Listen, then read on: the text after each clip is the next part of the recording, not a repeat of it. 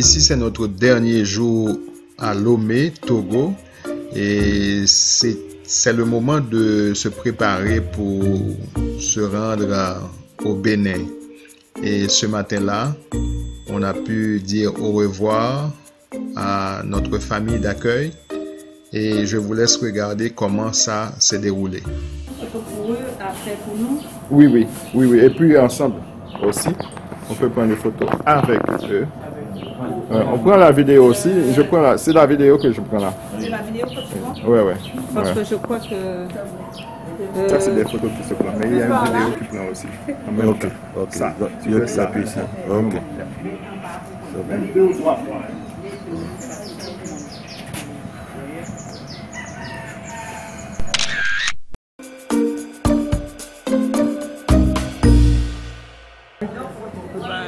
Yeah, set, yeah.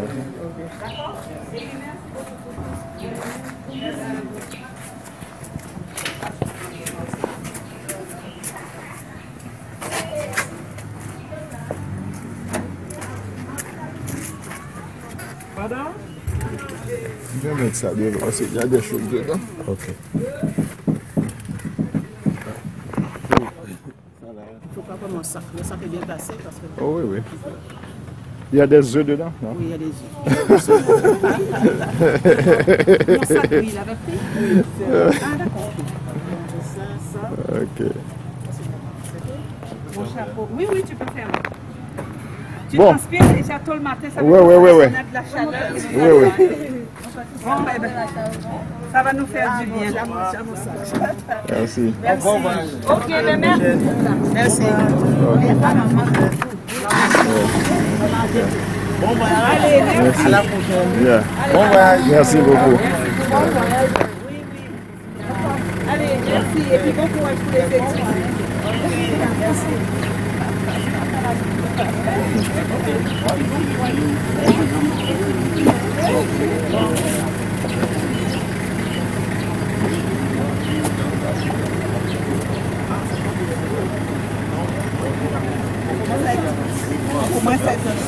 Je vais m'asseoir avec toi, je vais.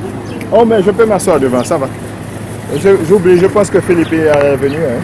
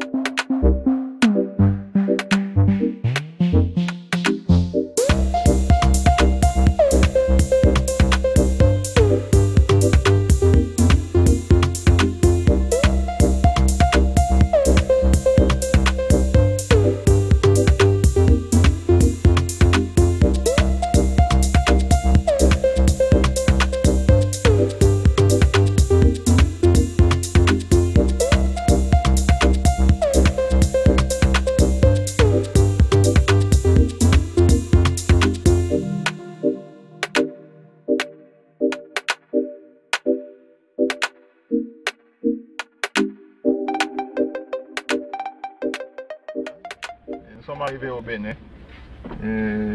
Ça va nous prendre à peu près 4 heures pour arriver à Cotonou.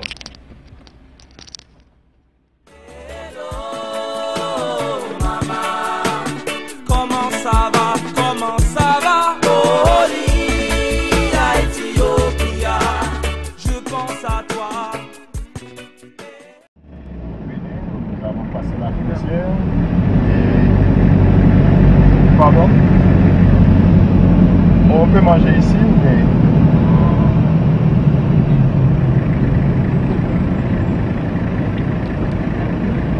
Ouais. On va manger quelque part, on va aller chercher un endroit pour manger. Ensuite, on va continuer.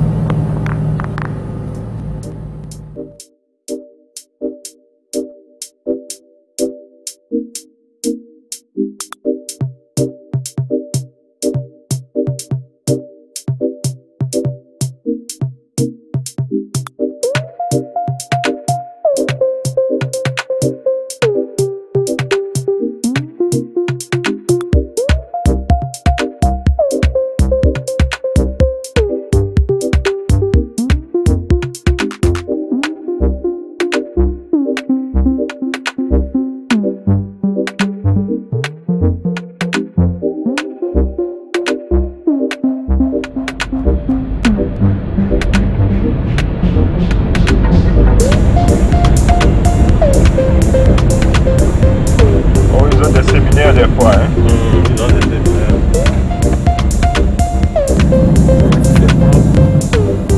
Regarde ça.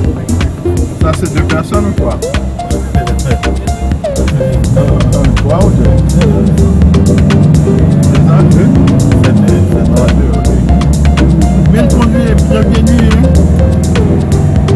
Le conduit avec le pied nuit, ça, c'est pas bon. S'il y a un accident là, oh non, non, non.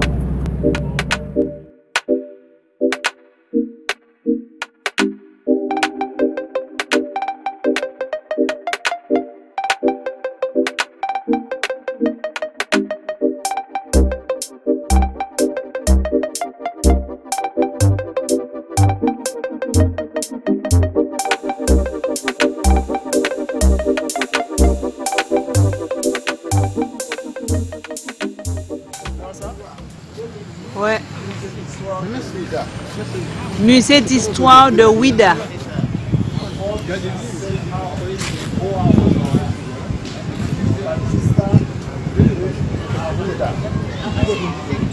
Ouais. Oscar, ok. Et donc, après m'être présenté, je vais aussi nous présenter la maison qui nous reçoit, que nous la présente comme l'ex-fort portugais. Fort. L'ex-fort portugais. D'accord, ok. Et donc, la construction qui servait d'entrepôt aux négriers portugais, évidemment. Après l'achat de l'esclave, l'esclave passait par ici comme un lieu de transit, avant donc qu'il soit envoyé sur la route de l'esclave.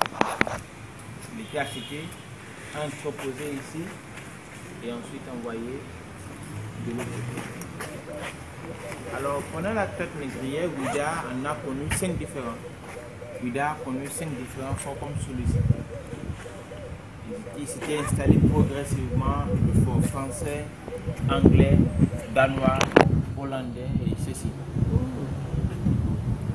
Mais après l'abolition de la traite négrière, les résidents des autres forts, ne voulant pas laisser de traces, avaient tout rasé, hormis les Portugais. Donc les Portugais ont vécu ici. Ils y sont restés jusqu'en 1961. Les Portugais Donc c'est pas sont si restés vieux que ça. jusqu'en 1961. Ok. Pas pour la traite négrière, mais voilà. Le gouvernement local, notre premier gouvernement avait considéré ceci comme une enclave portugaise. Donc en 61, ils étaient renvoyés. Avant de partir, ces derniers avaient pris soin de ramasser tout ce qui les était précieux dans le fort. Et donc une fois à l'extérieur, ils avaient incendié la maison. Ils avaient tout brûlé. Nous allons commencer par là-haut, ensuite en bas et enfin. D'accord. Ok, merci. Donc là, on arrête la vidéo. À partir des escaliers ou bien à partir de là? À partir de là, à partir des À escaliers, partir des escaliers. Donc là, de manière l'escalier nous conduit. à l'intérieur, pas de photo. Nous conduit à Ok. l'intérieur, mais après, il faut. Le 10 heures, hein? Ouais, oui. Ça s'appelle comme ça ici aussi? Bon, ici, est-ce qu'on a du nom pour ça? Il n'y a pas Ah. Bon, il n'y a pas de nom spécifique en fait. Ça, c'est la même chose si j'étais fan des fleurs. On n'a pas le nom. Nous sommes. On ne s'était pas présenté, hein? Je pourrais deviner peut-être. Ouais. Alors, allez, Guadeloupéen, oui. Oui, Comment vous le Guadeloupéen. savez? ça saute à l'œil. Ah ouais? Ah bon? Bon, pour celui qui savait, il savait. Pour celui qui savait identifier, ça ne ferait pas un autre travail si je ne disais pas Guadeloupéen, je dirais Guadeloupéen. Ouais. Ah, mais il n'y a pas que des Guadeloupéens. Oui, je sais, mais c'est spécifique, le trait. Ah, Ouais. Je pourrais peut-être pas enseigner le trait, ça s'acquiert suite aux expériences peut-être.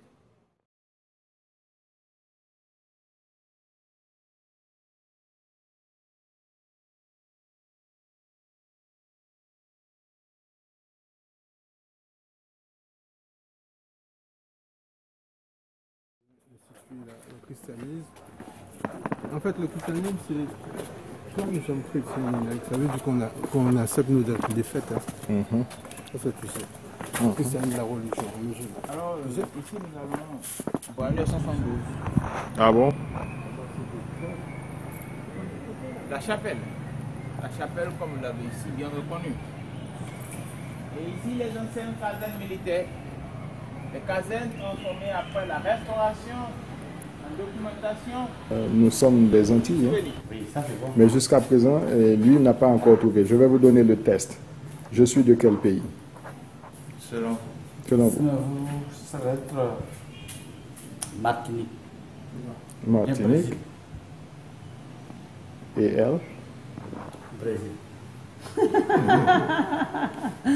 Elle? Martinique. Ok.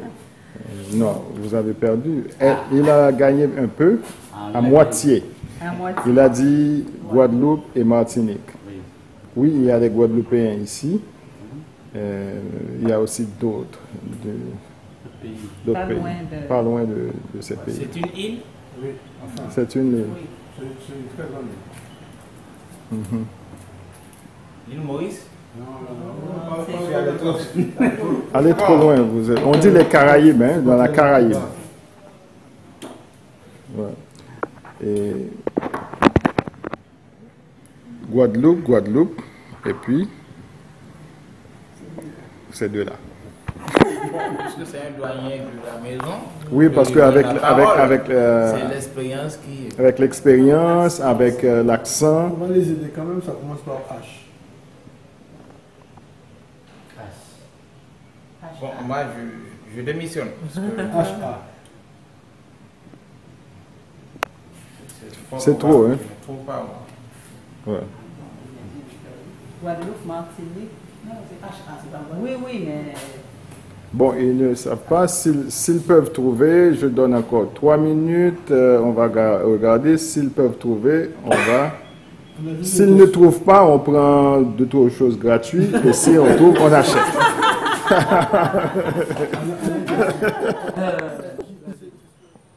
Ma réaction est celle-ci. Parce que quand on voit comment les rois se comportaient, on se disait, bon, comme tu avais posé la question, Martine, à savoir, est-ce que les rois considéraient ces hommes en captivité comme leurs frères?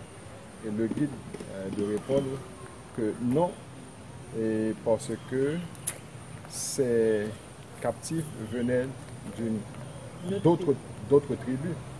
Alors, peut-être, par exemple, quand on dit dans la Bible, qui est ton prochain? Ton prochain est peut-être celui qui fait partie de la même tribu que toi. C'est pas un étranger. Un étranger, parce qu'il est dit dans la Bible, aime ton prochain comme toi-même. Et il est dit aussi, aimez vos ennemis.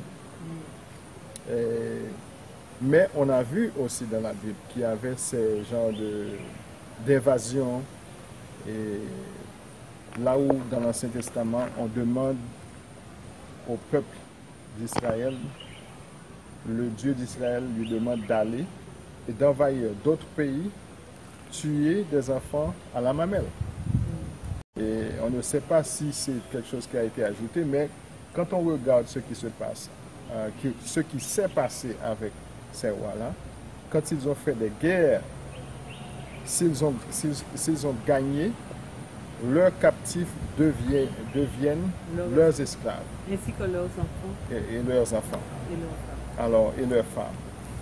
Alors, moi, ce que je dis, je ne sais pas quoi dire. Maintenant, est-ce qu'on doit se voir comme africain ou pas? Parce que c'est comme si on ne nous aimait pas ici. Est-ce qu'on doit venir s'installer ici? tout ça, on doit se poser ces questions-là aussi. Est-ce qu'on nous voit comme frères? Puisque si on nous a vendus, c'est parce qu'ils ne voulaient pas de nous. Et nos ancêtres étaient des captifs, des gens qui ont été battus par d'autres tribus. Et c'est pour cela que nous nous trouvons maintenant de l'autre côté de l'océan. C'est ça que je peux dire. Mais toutefois, on va continuer à explorer dans l'histoire et aussi faire des visites de ces lieux importants pour nous situer. On ne sait pas si on aura la chance de nous situer, de connaître exactement d'où nous venons, d'où nos ancêtres venaient, avec tout ce qui s'est passé, les mélanges et tout ça. Mais quand même, nous sommes des êtres humains. Nous savons que nous sommes des êtres humains.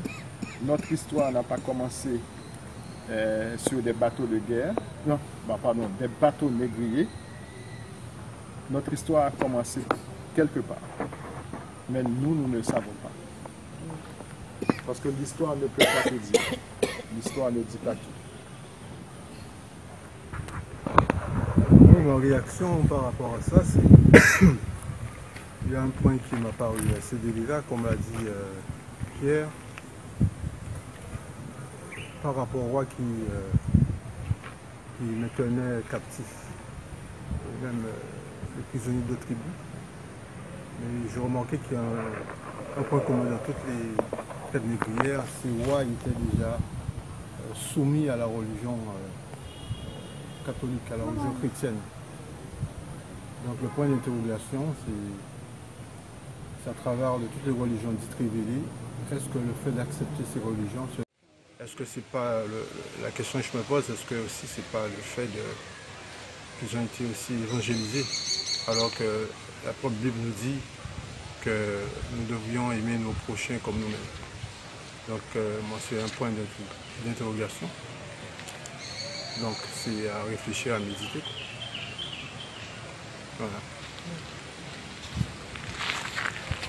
Donc tu veux savoir ce que j'ai pensé de la visite? Ben, je pense qu'il n'y a rien de nouveau sous le soleil. Il y a des choses, l'histoire se répète, hein. Que ça soit au niveau de la Bible, quand, comme l'a dit Pierre, quand les Israélites partent à la guerre, ils devaient tout éliminer. Et en fait, on voit par là que les rois aussi utilisaient la même méthode, la même technique. Donc, c'est vrai que ça me laisse assez perplexe. Donc, du coup, ça me questionne. Et là, j'avoue qu'après cette visite, j'ai un très grand point d'interrogation sur tout ce qui a été fait. Et quelle doit être notre position aujourd'hui? Donc, pour moi, c'est un point d'interrogation. Je ne peux pas en dire plus. Je pense que peut-être plus tard, quand on aura fini les visites, ça va me révéler encore d'autres choses. Mais voilà, pour l'instant, je ne peux dire que ça. Moi, je me retrouve dans la pensée de Pierre un peu. C'est un questionnement. J'aimerais bien comprendre. L'histoire dirait ce qui s'est réellement passé. Quoi qu'il en soit, aujourd'hui, je me dis, tant de souffrance, tant de misère pour la race noire, et nous sommes encore là aujourd'hui. On verra. La suite le dira. Et là, c'est la porte du non-retour. Donc, en fait, c'est là qu'on embarquait les esclaves.